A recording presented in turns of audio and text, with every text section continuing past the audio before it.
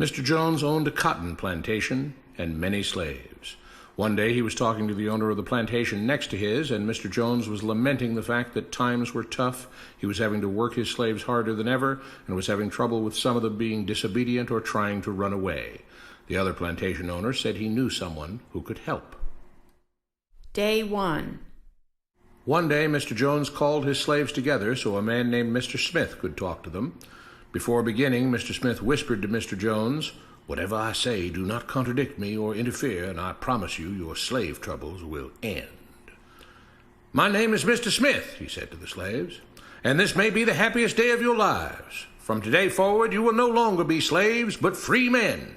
Mr. Jones was so shocked he started to step forward, but Mr. Smith gestured for him to remain silent. He did, only because the other plantation owner had spoken so highly of Mr. Smith's skills. "You are no longer the property of Mr. Jones," Mr. Smith continued. "You are free. No more would you be forced to labor for the benefit of Mr. Jones. Now you can work for yourselves." Now the slaves were all murmuring and looking at each other. Many were smiling, many were looking puzzled. "In fact, you are now free to leave the plantation whenever you want," Mr. Smith said. "However, since we are surrounded by other plantations, if you leave, some other plantation owner will likely claim you as his own the moment you set foot on his property. So I urge you not to risk your newfound freedom by doing something so foolish. Instead, I suggest that you stay here, no longer as slaves, but as willing participants and part owners of this plantation. Yes, this is now your plantation." Mr. Jones bit his tongue to keep from objecting. "For now, we might as well leave Mr. Jones in charge," said Mr. Smith, "since he is the only one with any experience at running a plantation, which is quite a complicated thing to manage. But he will no longer be your master, but just another worker on the plantation. In fact, he will now be using his organizational and management skills to serve you. Whatever problems you may have had with him before, you are now all equals, and you need each other to make this work. If we all cooperate and work together, we can all reap the benefits together. In honor of this happy occasion, I present you this new symbol of togetherness and cooperation, this flag, which shall be the emblem of the new, free Jones plantation." He held up the new flag, but most of those listening were still too amazed to respond. "And this shall be our motto," Mr. Smith announced. "We work together as free men for our mutual benefit, pledging our allegiance to the Jones plantation, which stands for prosperity, liberty, and justice for all. To celebrate, everyone has the rest of the day off. Enjoy your freedom, do as you please, and be back here tomorrow morning, bright and early, so that we may begin work on this great and noble new endeavor as equal free men." Finally convinced that Mr. Smith was serious, the former slaves applauded and cheered. Day 2. "We all want this plantation to do well," Mr. Smith said at the beginning of the next meeting, "so we can all share in the benefits. We all know that it takes a lot of effort to make a cotton plantation work.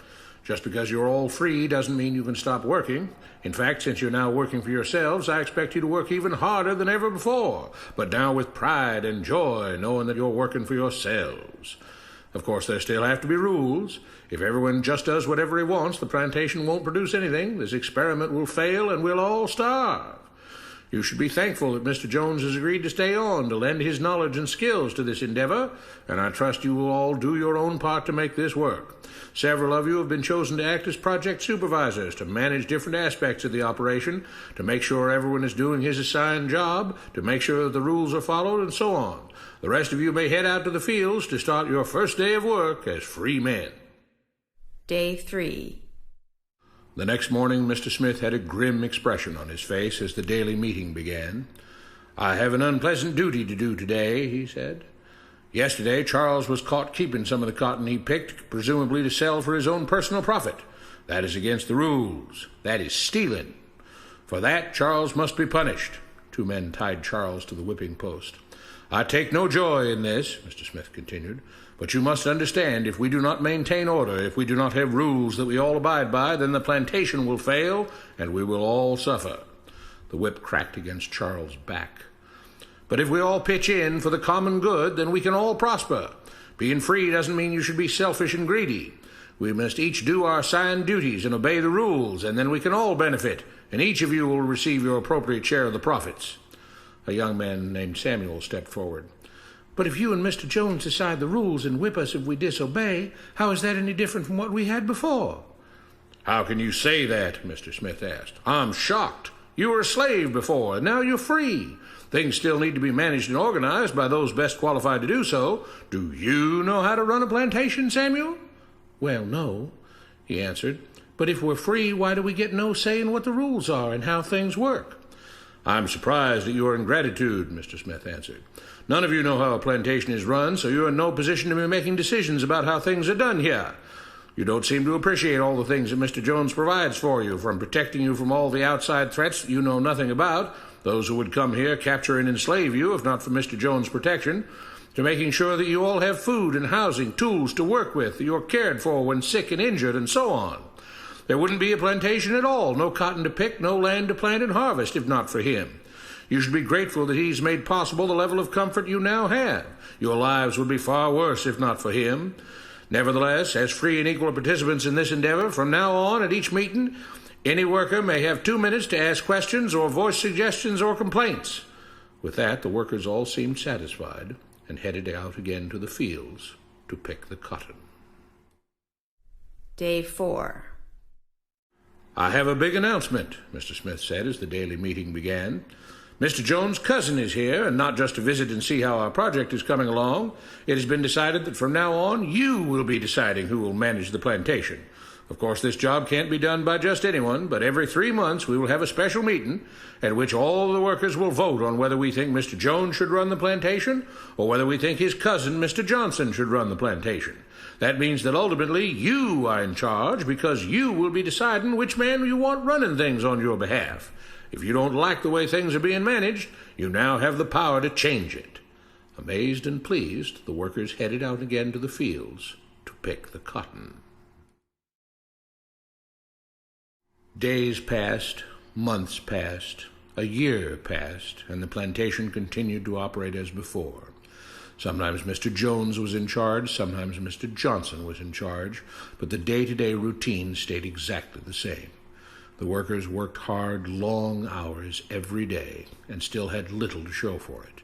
Every day the meeting would begin with them all reciting the Jones Plantation motto, "We work together as free men for our mutual benefit, pledging our allegiance to the Jones Plantation, which stands for prosperity, liberty, and justice for all."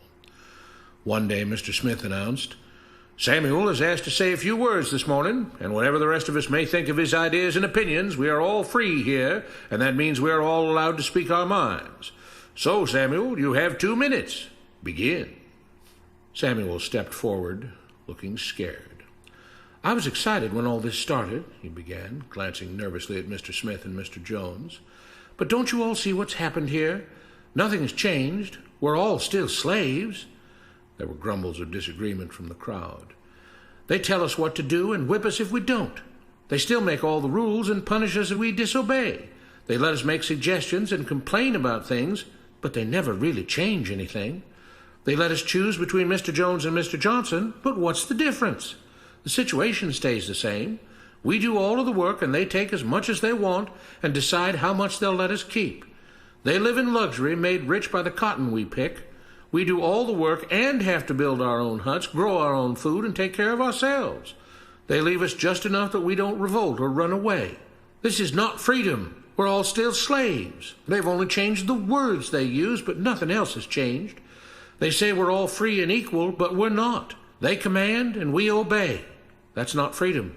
That's not equality. They say we're free to leave, but all that means is that we're free to be someone else's slave. Why should we work or obey the rules? We didn't agree to this. They made the system. They forced it on us. They control and rob us and call it freedom. They've deceived you into thinking that being able to choose which slave master you'll work for is the same as being free. It's not. Open your eyes.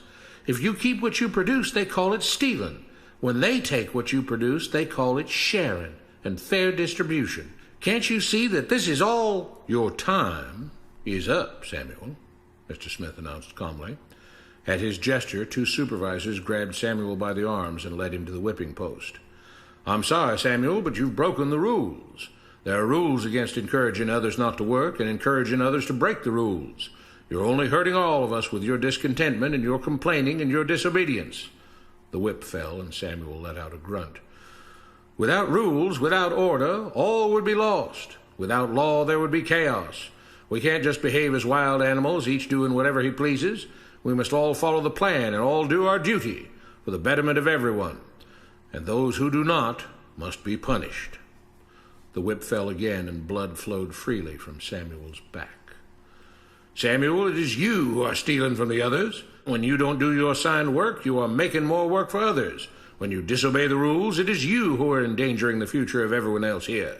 You are the thief. You are the criminal. You are the one trying to destroy the arrangement that keeps us all safe and prosperous." At every lash of the whip, the other workers cheered louder and louder, some yelling curses at Samuel. "Being spoiled and selfish, you complain about everything, talking as if you're oppressed. But you are the one ruining things. You are the one keeping us from being all we could be. It is your greed and your rebelliousness that is hurting all of us. They all play by the rules," Mr. Smith said, gesturing at the others. "What makes you think that you don't have to? You think you're above the law?" There were loud yells of agreement as the whip fell again.